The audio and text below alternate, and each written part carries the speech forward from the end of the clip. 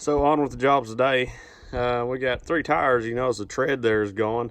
We got 3 out of 4 here that need to be changed on this cultipacker. So we need a few tools here. You gotta have a political sign. One of our good friends, Frankie Gillum, ran for state representative and had some signs left over. They make good workspaces. We got a tire bead breaker. I got my impact wrench. Got hammer, vice grips, a little baby powder, a little soapy water. I got my truck with other tools in case we need them. And I'm letting the tires sit over here in the sun and warm up. We only have 2, don't have 3. We're going to have to wait till Monday to get that. So that sun will make them more pliable, warm up, and then we have tubes. So that's what the day has gave us. We're gonna fix some flats. Most of this job I want to use both hands, so I'm gonna video what I can. Yep.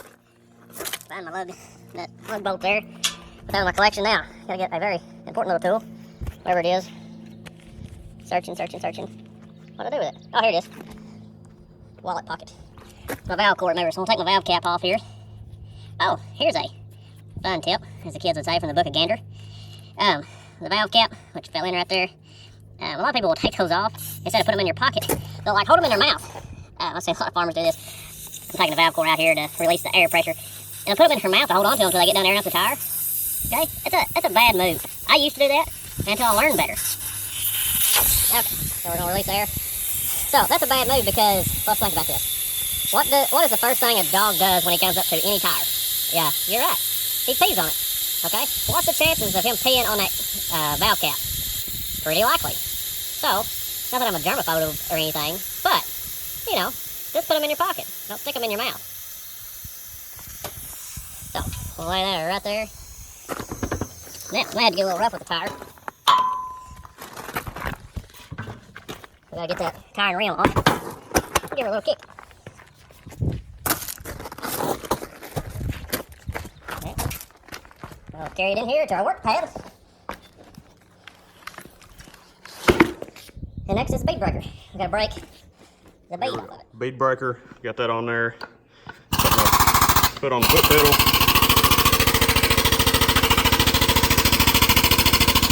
And it's moving.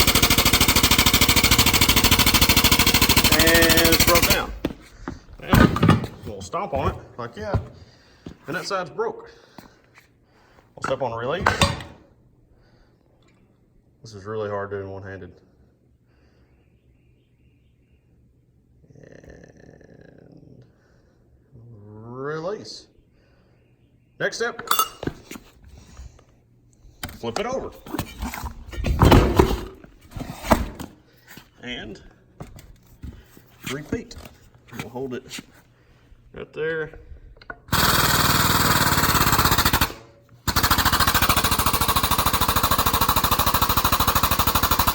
I guess unnecessary tools you need a.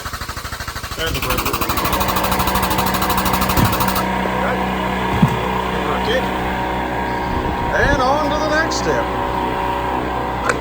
Release. I got my soapy water. Squirt. You can use WD-40. I really feel like soapy water might be better. So I got that soap. Now, we'll get my old tire tool. Pass down from my peephole. And I'm going to hook it right there in that bead now. Hey, this one's tubeless. Awesome. Now, I'm going to prise up while I step down over here. And there we go.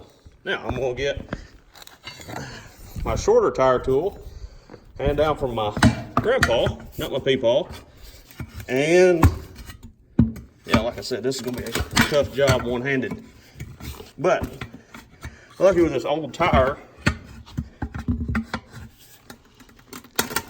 it's not going to be too bad. Got to make sure that side's punched down.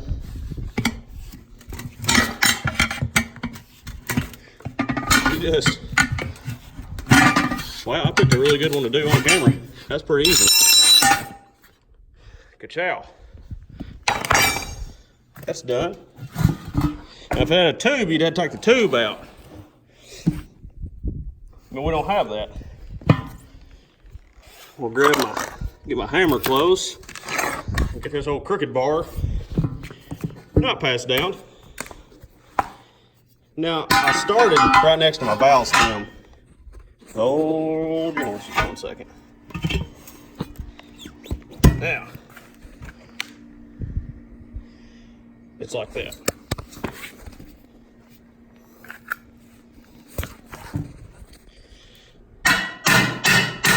I drove my tire tool down just a little bit to give me a better bite. Now,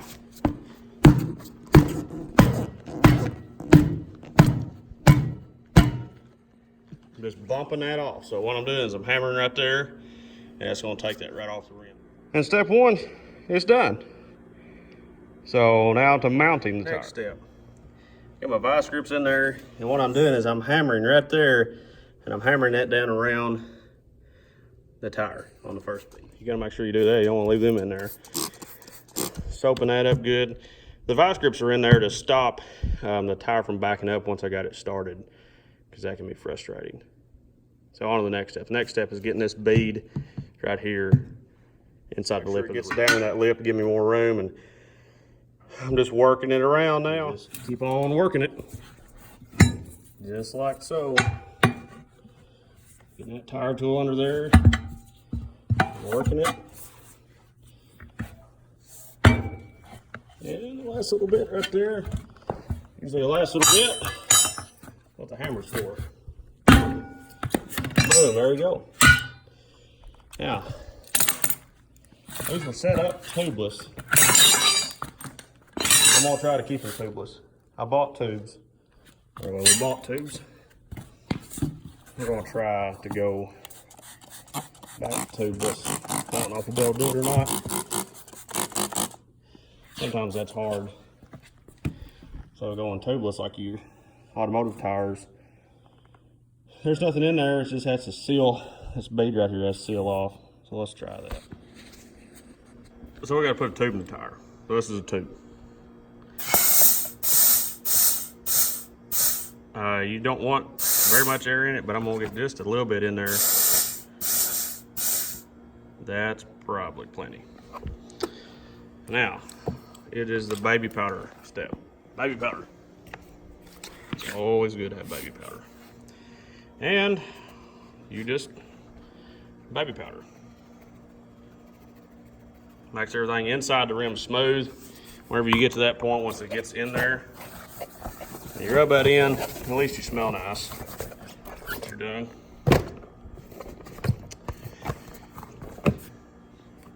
And it keeps it from any abrasions happening inside the rim, which these rims are actually in really good shape, better than normal. You don't want to pinch this tube or have any kind of abrasion, because then you got to do it all over again. You know, luckily for us, we have an air compressor. My grandpa, he had to change a rear tire on a H Farmall, I believe, I think 13 times with a hand pump one day.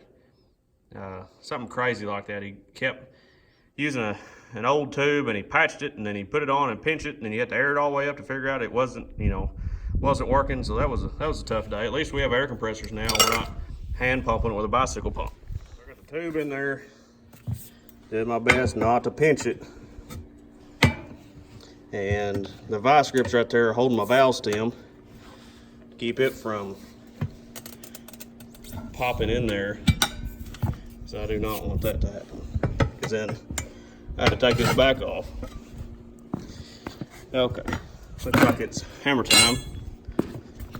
Hammer it.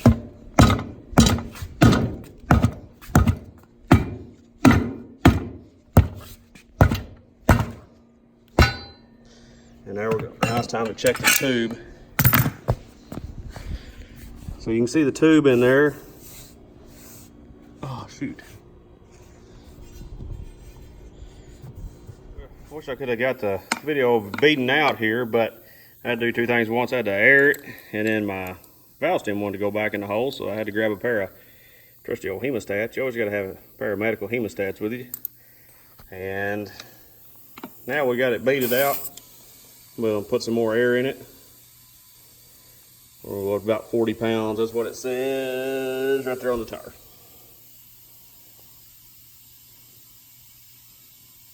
Okay, let's try that. Got my little trusty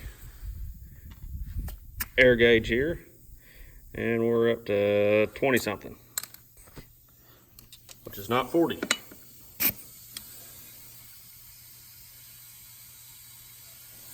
can see what day it is. And my awesome, really expensive watch cost me all of, hey, I think this one cost me like 20 bucks. They upped the price at Walmart. They were like 15. They've never went out of style. They've been making them since the 70s. And there's the loud air compressor. Let's see what we got.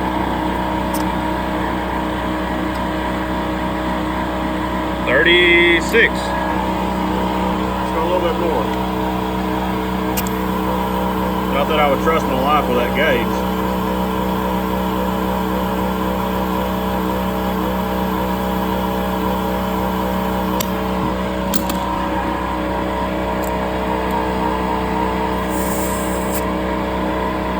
Yep, we're there. Now to go mount it back. The roller.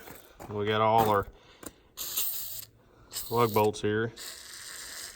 Little lube. Lube's always a good thing. Okay. Now, put that on. It's just pretty simple. It's just the reverse process we already showed you. So today I'm swapping the spray rig over. I'm about to have to spray some hill ground, some high ground, and it's steep and rough, and I can't go 10 miles an hour. That's the way I usually spray, is 10 miles an hour in this rig, so I got to bump it down a little slower, so that means you got to downshift, and I got to recalibrate. We put smaller size nozzles in there to get more pressure. I want to spray 30 PSI. That way they actually spray. If you don't have 30 PSI, the little drip tubes will stop. So to recalibrate, I cleaned out the sprayer. I ran it at 30 PSI, and that came out to 2,800 RPMs and 30, at that PSI, I'm gonna change my RPMs just a little bit. So then I took a container like this. This is just a random jug, and I ran it at 30 PSI, turned the sprayer on, and I went and captured me some water and seen how much water it would pump out. So it's not the most accurate thing. I would prefer a graduated tube to figure out exactly, but it came out perfect on the quart mark. I did it a couple times and averaged it, so it's a quart per nozzle. So here's the farmer math, kind of like I showed you in another video on acres per hour. We're still getting the same place. So, yep, I need to bump this up. So I had to make adjustments. So, I want to go 7, can't go 7. With this rig, you're kind of stuck where you are. So, we'll bump it down to 8 miles an hour. That'll be slow enough. So, I got my ground speed, I figured out. I ran on GPS and got it all worked out. RPMs, and probably going to go up to about 3,000 RPMs and bump it back down to 30 PSI. My nozzle output's 1 quart per minute. I measured that in my watch. And my boom width is 60 feet. I measured that with tape measure just to make sure. And I'm trying to figure out gallons per acre. So, I do all my, 42,560 square feet per acre, and then there's 528 feet in a mile. That's just kind of giving information there. So I do my conversion tables. So, you multiply across, divide down, and I do all that, work it all out, and we come out about, and I had to redo this once, so, and yeah, it's on a piece of cardboard. So I came out about 58 acres an hour, and that's ideal conditions. We're not going to be able to spray that much in that amount of time, but that's ideal conditions for this. And then, so I got that. Instead of making a huge long conversion, I split it into 2 to get to my gallons per acre. So I had 60 spray tips. I'm doing a quart per minute, and then I had to go to gallons. There's 4 quarts in a gallon, and then there's 60 minutes an hour, and that gets us to 900 gallons per hour. And then you divide that by your number of acres that you're going to do per hour, and you get to 15.4 gallons. So I was shooting between, when I first did this, it was like 17 gallons when I did it 7 miles an hour. So I backed that up, did a little algebra there, down here where I scribbled it out. Did a little algebra and got to the point of, hey, we got to bump up to 8 mile an hour. That's the only choice. And that got me to about 15, because my range was, I preferred 10 gallons because it makes the math easy in my head. But 10 to 15 gallons is fine, so 15.4 is not bad. We're going to play by ear. You can't run a constant speed. You can't, we'll be on a hillside angling, and there's no way to be perfectly exact. If we was in flat country, square fields, no overlap, we could go by that. But so that's what I'm doing now. I got to figure out how to mix my chemical. So I want a pint to the acre of dual. That's a pre-merge on this hay, and then we got another chemical we're going to put a pint and a half of. So we got to do that math, add that up. So that's what we're doing today. We're doing a little bit of spraying. Keep making overtoe push.